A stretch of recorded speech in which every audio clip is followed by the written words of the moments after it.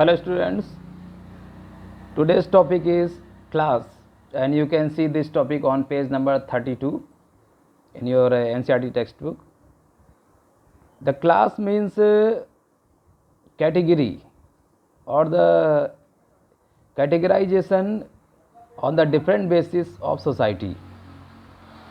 In the last topic, casteism, and before casteism in the social stratification, I have already told you that each and every ages of the world history and each and every place of the world or any country, there is the existence of different types of classes. These classes or categories of the societies are due to the social differences, and the differences and diversities are the very common features of any society, humankind, or the world geography, history, or any topic or subject.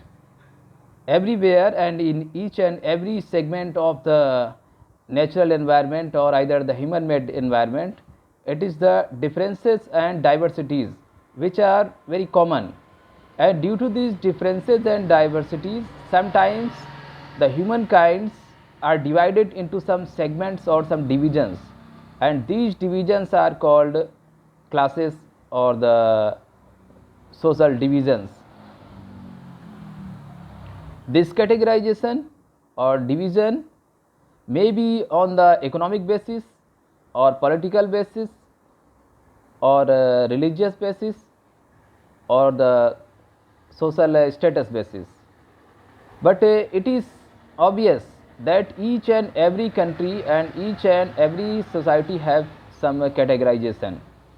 You can see in the European society easily that there are the divisions or the classes, especially based on the economic status.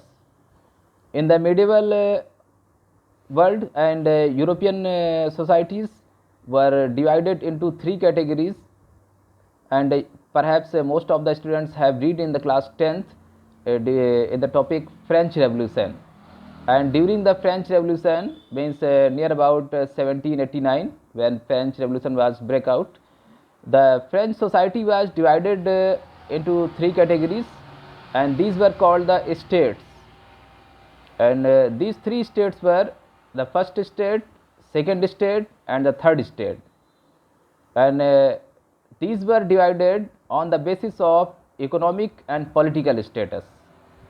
Same as during the 19th and 20th century, and before 19th century, the European societies were divided into three categories, which have mentioned by Karl Marx in his book Das Kapital, and this theory is known as the class struggle theory. And Karl Marx had mentioned that the European society was divided into three categories: the upper class, middle class, and lower class. And these three classes, on the basis of economic status and on the political status, the upper class have the much and more political status as well as the economic wealth, while the middle class have some less power and less economic status than the upper class.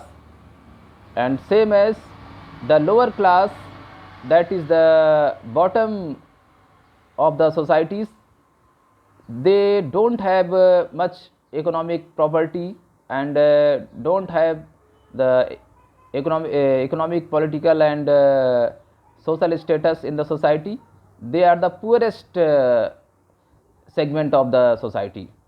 So the European society was divided into three categories, and in the modern society, not only in Europe but also in Asia, in India, or the any part of or continent of the world, it is obvious that the three categories are existing in each and every country of the world, and these are on the basis of economic status, and the societies are divided into three categories. First is the upper class or the richest society. These can be called the millionaires. And at the second level, the average economic conditions people or societies, these are called the middle classes. And at the bottom, there are the some economically poor sections or poor communities or groups, which are called at the bottom level, and these are called the lower societies or lower status people. So this upper class, middle class, and lower class, this is the existence of the and division of the societies in the modern time. You can see most of the countries in the world, and this division is especially on the economic basis. But some other divisions are also situated and existing in the world, just like in the African continent and American continent. There is the existence of the racial discrimination, and racism is also mode of the division or mode of the differences.